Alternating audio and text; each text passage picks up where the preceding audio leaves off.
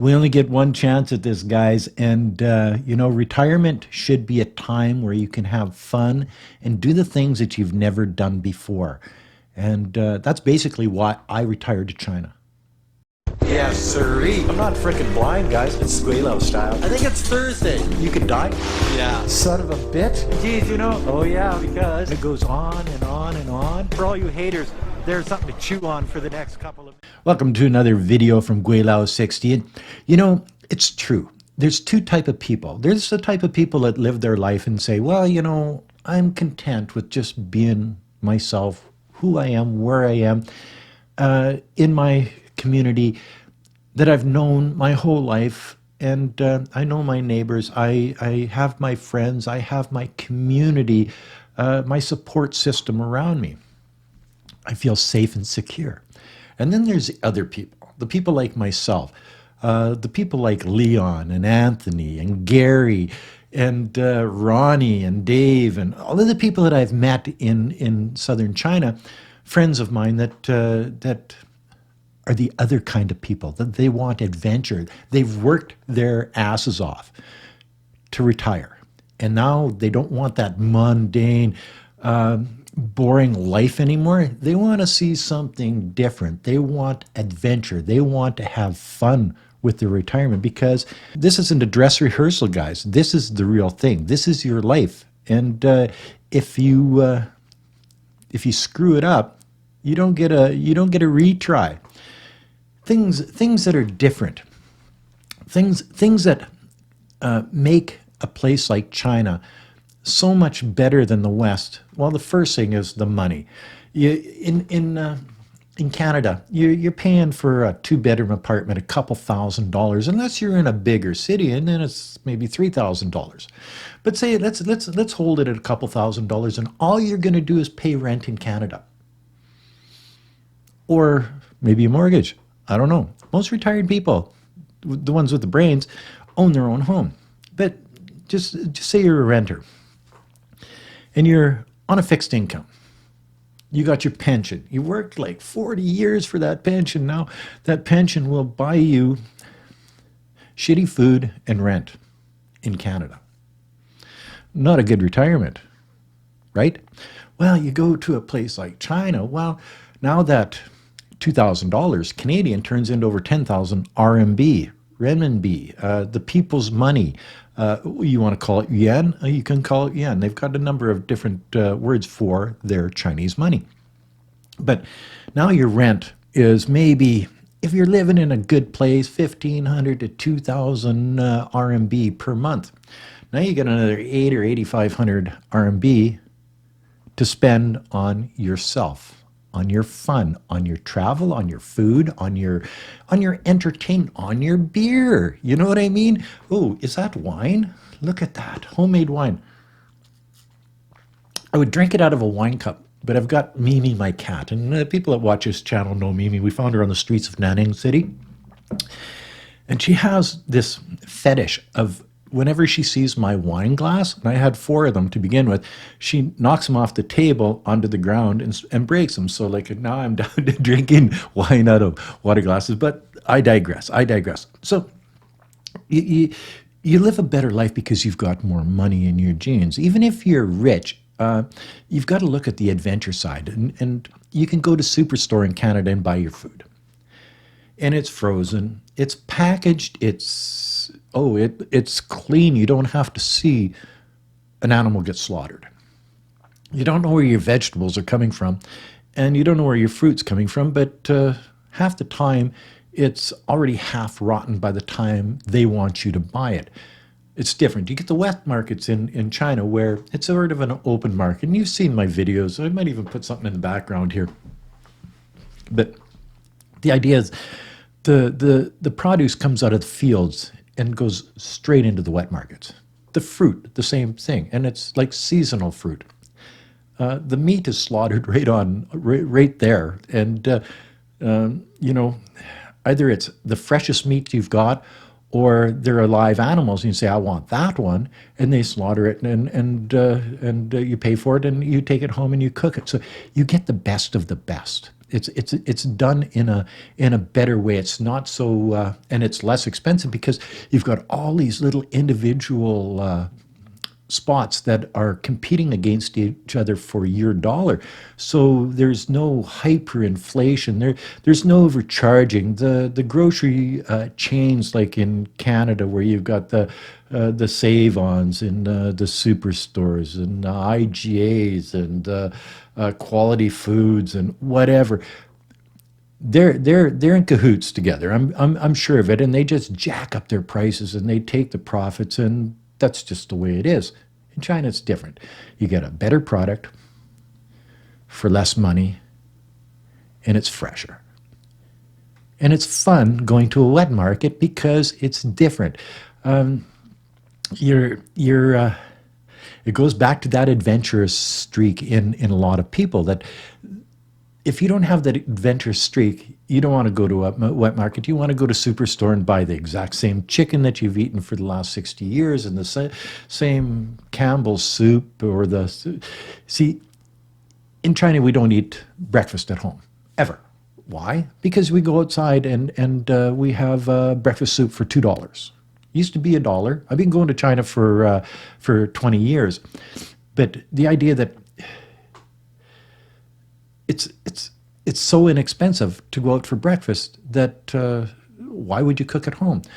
We go out for dim sum, drink baijiu in the morning and eat dim sum. Well, dim sum, something that would cost you $100 here for 3 people, will cost you maybe $10, $15 in China for the same thing. Actually, it's better because the ambiance of a Chinese dim sum morning and all of the loudness, and it starts in the morning because the Chinese like to, especially on the weekend, drink baijiu and eat dim sum, and it starts at a sort of a murmur at 9 o'clock in the morning, and it just gets louder and louder and louder as they drink their baijiu.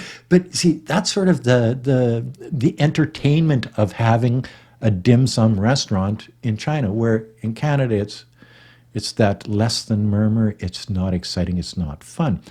I know a lot of retired guys go to China and they meet their better half. And I say better half because I've been married to Wei Feng for over 20 years now, and she definitely is the better half of our relationship because she's just a better person than I am. It's and she was born and raised in China. So if China's so bad, how can it raise good people like Wei Feng? You know what I mean?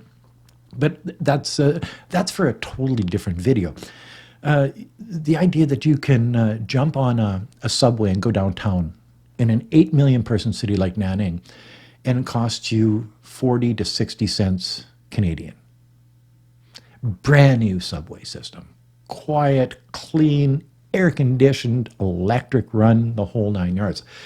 You can jump on a high-speed train, electric, clean, air-conditioned, same as a subway, and you can travel 500 miles away for $20 and it takes you 2 hours.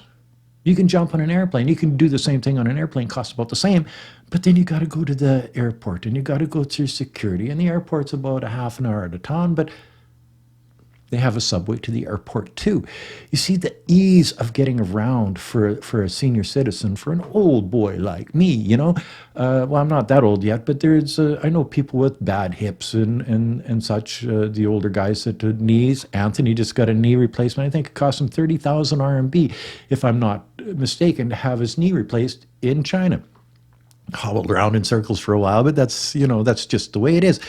But the idea that getting around in China is so much easier than getting around in a place like Canada, the United States, or the UK, or any Western country. It's made for the people to make their lives easier, and that's a good thing for foreigners retiring into China. There's, the cost of housing isn't that bad. So you can go in there if you got bucks in your jeans. You can buy a place. If you want to rent, well, I've already told you the price of the rent. But just the location in the world also too is one of those things where you can jump on an airplane and you can go to Singapore, or to Siem Reap, Cambodia. You can go to Venetia, Laos, Well, actually, they've got a train, a high-speed train from Kunming, China, to Laos now. But you can end up in Kuala Lumpur, Penang. You can end up in Bangkok City or Pattaya. The whole world is open to you over there.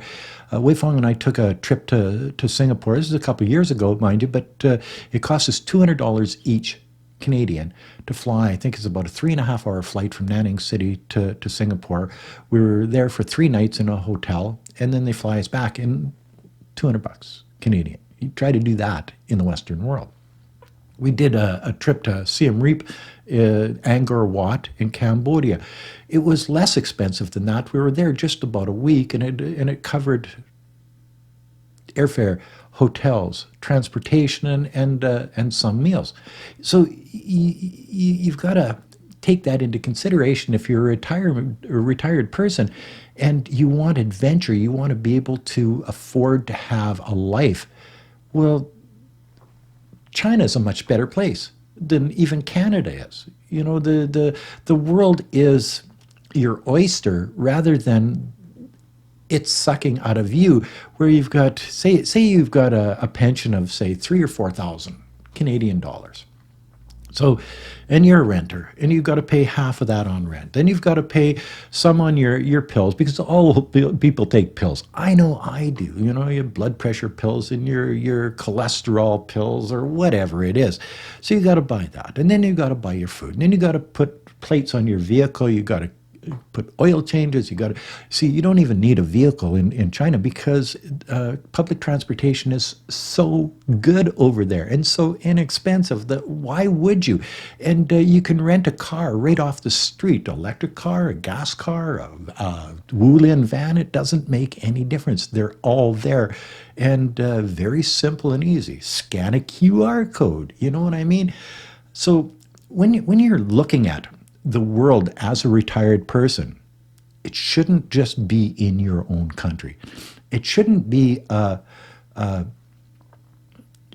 spending your winters in Yuma, Arizona, or Phoenix, or Mesa, or Palm Springs, because that's boring as hell. Wei Fong and I did that in 2015, 2016. Went down, and the average age is 78 years old. We had lots of fun down there, and we lived in a trailer park with everybody else, and it was different. But there was really no adventure. So if you want to walk down the street and drink a beer and not be harassed by the police, if you want to go sit in a bar and not get charged $6, $7, $8 for one beer, if you want fresh food, if you want inexpensive breakfasts, if you want to be able to travel around the city easy, if you want to be able to travel around the country or Southeast Asia easy and inexpensive, if you want a beautiful country, like you look at places like Gweilo in Guangxi Autonomous Region where I live, it's one of the most beautiful places in the world. You can go to Xinjiang Autonomous Region where it's Muslim Uyghur people. You can go to Beijing and Shanghai and Guangzhou and Hong Kong that are metropolises. If you like your shopping, you can go on river tours. You can go to Chongqing, 33 million people strong. You can't get that in the West.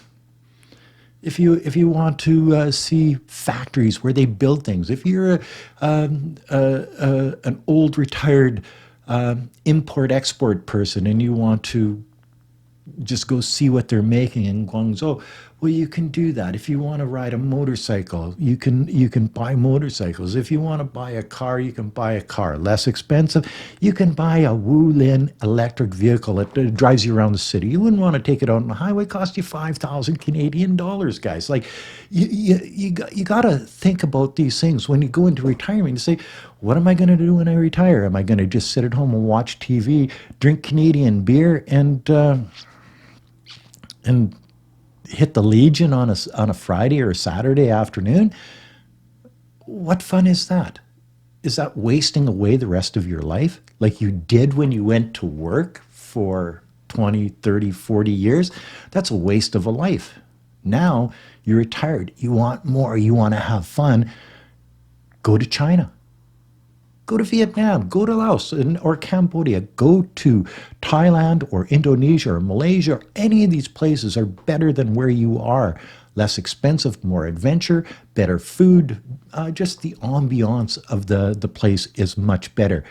And take my advice on this. The women are way prettier. But then again, I've been known to have an Asian fetish, so it's probably comes from my wife Wei Fong because she is the apple of my eye, and that's another video from Gweilo 60. Don't waste the rest of your life. Retire properly and have fun. And that's another video from Gweilo 60. Peace out. Bye now.